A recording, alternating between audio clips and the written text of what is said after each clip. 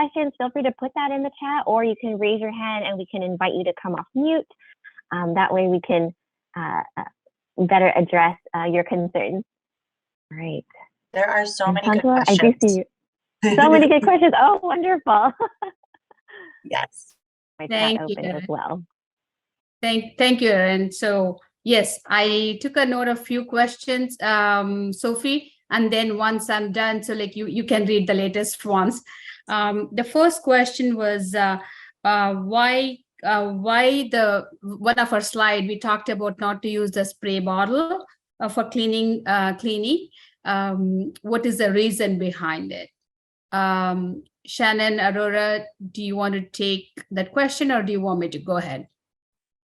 I don't mind taking that one, Shantala.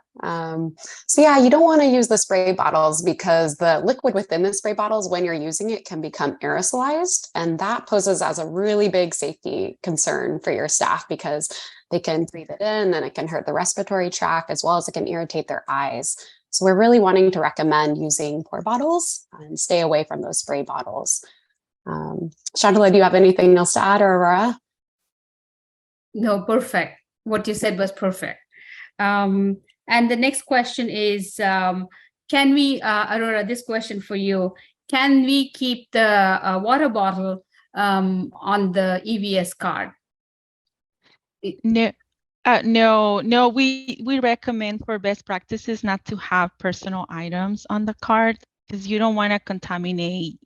You know, you're cleaning a room, you're cleaning and disinfecting, so then your hands can become contaminated. So you don't want to contaminate your cart, your water, and it is for your own safety. Thank you, Aurora. Just as per Cal OSHA guidelines, so you should not have any food or drinks or beverages on the cleaning cart, as well as even in the nursing station because of potential contamination. So you always have to keep that in mind for your employee safety. Next question for you, Shannon. Are EVS supposed to use one rag for the whole room, or are they supposed to change the rag after each area is cleaned? I think it is recommended to use a new rag for each area to prevent cross-contamination.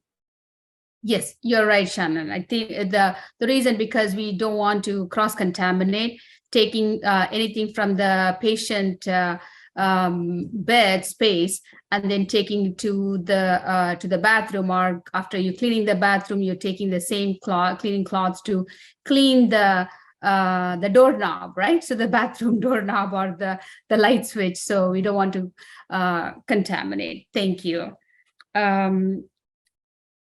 The next question, Aurora, is should staff remove the gloves in the room and then wash their hands, or do they need to come out? I think I'm assuming the question is they should remove the gloves outside the room, or can they remove the gloves inside the room to do their hand hygiene? It depends. I don't think I am understanding the question, because if you are changing your gloves to move from cleaning dirty areas and then you're gonna move to a new section to clean, so yes, you definitely need to perform hand hygiene. So you can use your alcohol-based hand rub, or if it is growing soil your hands, then you can wash your hands, will be like in the room. But if you were in isolation room, I believe you will have to step out. Is that correct, Shantala? It's the part of it is any room, any patient room, when they're cleaning the room, the way what Aurora mentioned. So you are cleaning from area to area. So then you're changing the gloves. When you're going from one section to the other section, you're changing the gloves and performing hand hygiene. You can remove your gloves in the trash bin inside the room and do your hand hygiene using your alcohol gel. One of the reason we don't want you to come back to the cart more frequently, so then you potentially are going to contaminate when you're trying to use the cart, access the cart with your dirty hands. So yes, you can remove the gloves inside the room. Shannon, next question for you. cleaning, why do they need to have to go from the clean to dirty? So like, I think there's a question regarding when we say go, you had to, there should be a sequence in cleaning your room. And there was, why do they need to go from clean to dirty? Yeah, that's a great question. And I think just comes back to preventing cross-contamination. Again, we don't want to be going from a dirty area and bringing those germs back into a clean area. So having that, always going from clean to dirty and establishing patterns as you're going throughout the room is really important. Yes, thank you, Shannon. I think the next question is, you touched upon the last few slides. What is the best time you suggest to give the in-service to staff? Well, you can obviously do it when you are finding that your staff has learning needs, but as a new hire or on onboarding or facility-wide meetings, I mean, it all depends on your staff needs, learning needs. But yes, you can provide the training anytime and anywhere. Some of you do morning huddles, so you can do that. If you want to use like one picture or poster of one of the slides, and you just want to highlight to your staff, like for example, the 5 moments when EVS staff should be washing their hands or performing hand hygiene, you can present that to them, which is very straightforward. And again, you are empowering them to continue to learn and do best Thank practices. you, Aurora. Few of the activities what we have done in our other facilities is using the glow germ, right? So you can apply the glow germ on the cart itself. We showed the one example, how to use the pen pal. So you can apply it on the cart, and then going back and then showing your staff when they're cleaning the room, how many times they're coming back to the cart, or it's everywhere. So how they're spreading the germs if they don't perform hand hygiene. So once you provide that activity and then show them the reason why you want to provide the training, and so they will be more receptive of your training methods. So it could be, you don't have to, like as Aurora and Shannon mentioned, so break it down to, depending upon, you may have only 10 minutes in a day, or you may have to during the meal tray time, right? So the breakfast time, so when they have, so then you can pull them in to do the training, or when there is a trays are out, so then they cannot clean the room. That's the times we usually, when we go to the facilities, that's the time we provide the training. So we usually apply the glow germ prior to going inside the room. And then when there is, once the trays are out, that's the time they cannot clean the rooms. So that's the time where you can do a classroom setting, or whatever works for you is a quick huddle. I think the next question, Shannon, for you is regarding the microfiber cleaning cloth. So do you recommend microfiber cleaning cloth, or is that, I think I'm assuming they are using the cotton cloths, cleaning cloths. So then do they need to switch over to microfiber? Yeah, I think we do recommend microfiber cleaning cloths. They provide really great friction to really make sure that you're able to properly and effectively disinfect and clean. Thank you, Shannon. Along with that, because you also need to think about some of the chemicals you're using will bind to the cotton material. So then the efficacy of those products is affected. So you really need to look at, so many of the products. So you need to making sure that whatever the product you're using, is it effective? So yes, you're spending so much money, but you don't have the other tools so to use it. So then that might be an issue. So many of the facilities, and we always recommend to go with a microfiber cloth. And there are so many questions comes up on a microfiber cloth. How many cloths do we, how many users can we use it? Because it all depends upon, it's a medical grade versus in the hospital grade versus I go to Costco and then get some supplies, right? Or I go to Walmart and then I get the microfiber cloth. So what do they have? Is it a good enough quality for me to use it? Because with my chemicals, so what's happened? Then how many users can I, after how many users I need to really change it, right? You really need to look at not just the staff are cleaning the room, are they really disinfecting the room? So just to make sure appropriately, right? So again, as Shannon mentioned, so that's the best practice, and also look at your what product you're using. And one of the things which we recently learned is if you're using the bucket system and making sure if you're using a quaternary ammonium, if your cleaning product has a quartz, so that's a 10-minute kill time. So making sure that when you soak all the cleaning cloth into a bucket, whether if you're using a bucket system, and so that the quartz after a few minutes, like it's only effective against for a couple of towels. After that, it becomes inactive. So if you're using a quad product and using a bucket system, don't soak it. Just keep the dry racks, and then as you are have an empty bucket, and then pour the liquid as you're going to a room. So use depending upon 4 or 5 cleaning cloths. So saturate that and then use that. And again, so microfiber is the way to go. With that, Sophie, any other questions? That's so many of them. There's a couple Easter eggs in there. Let's see. Is double gloving considered acceptable for the staff who are concerned about gloves that have holes? Many times they have found gloves with holes. Double gloves. I'll take this question. Shannon, is that okay?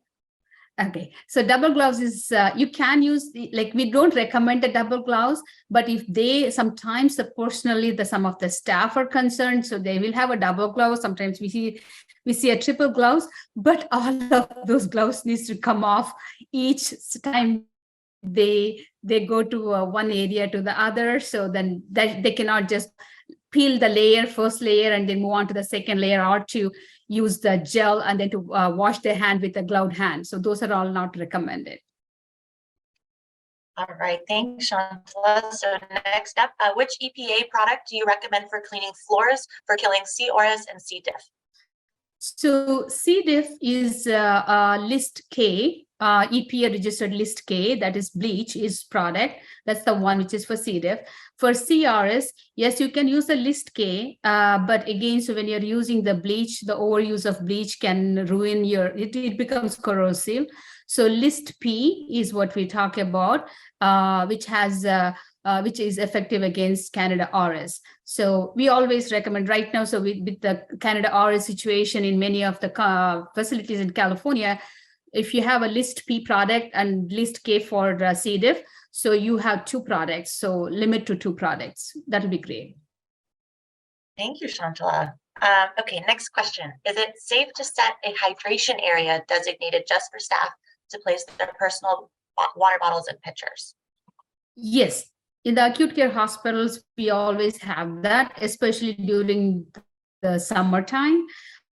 They have a designated area. It could be in the nursing station, but it is away from other. Don't keep it next to the sink, right? The hand washing sink. So there is the area, but you had to be, it's a designated area where you can come up with, making sure there is no exposure to, when you have a urine specimen, and then don't leave the urine specimen on the counter next to your water bottle, right? Where do you keep it? Thanks, Shantala. We got so many good questions, so thanks for being so engaged, everybody. Next question is, do you recommend Clorox cleanup as a main disinfectant? We cannot promote any brands. We're just going to talk about the bleach. So I'm assuming that they're talking about bleach.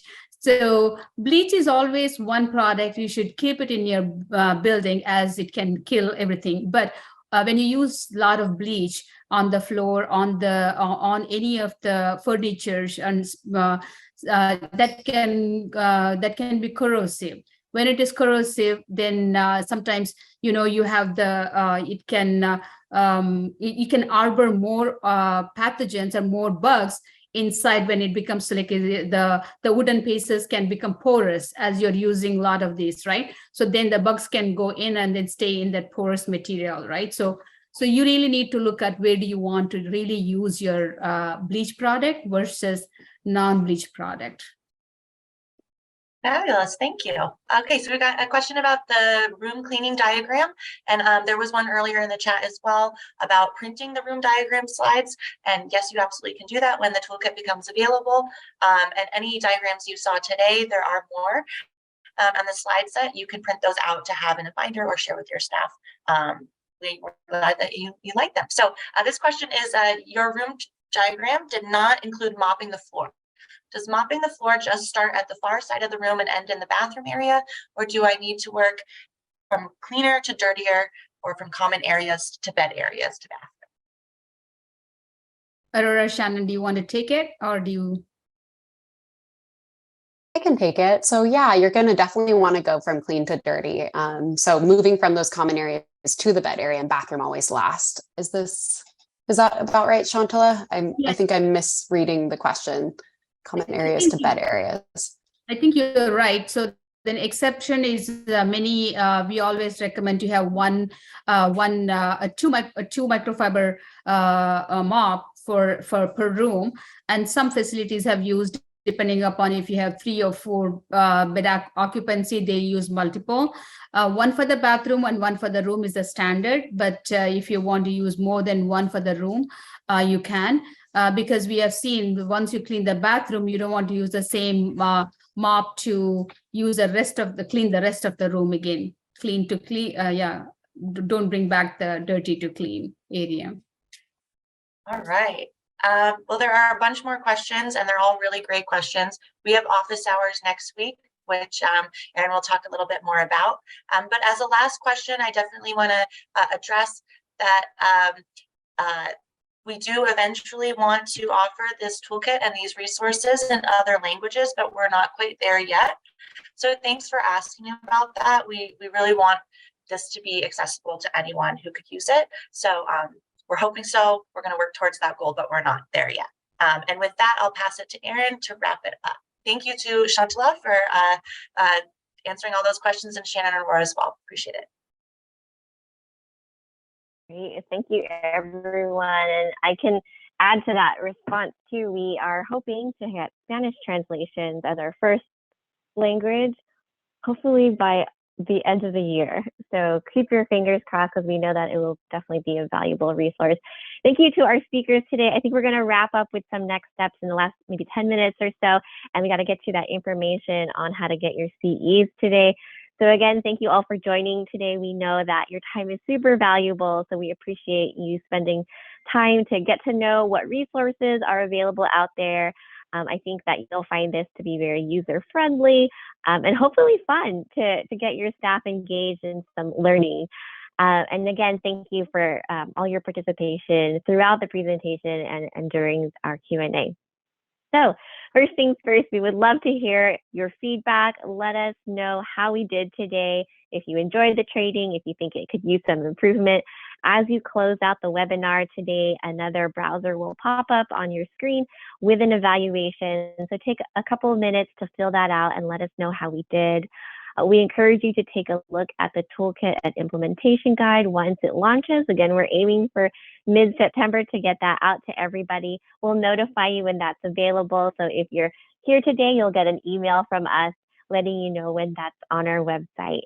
We are hosting office hours, as Sophie mentioned. These are going to be, or this one office hour will be held on Friday, September 1st.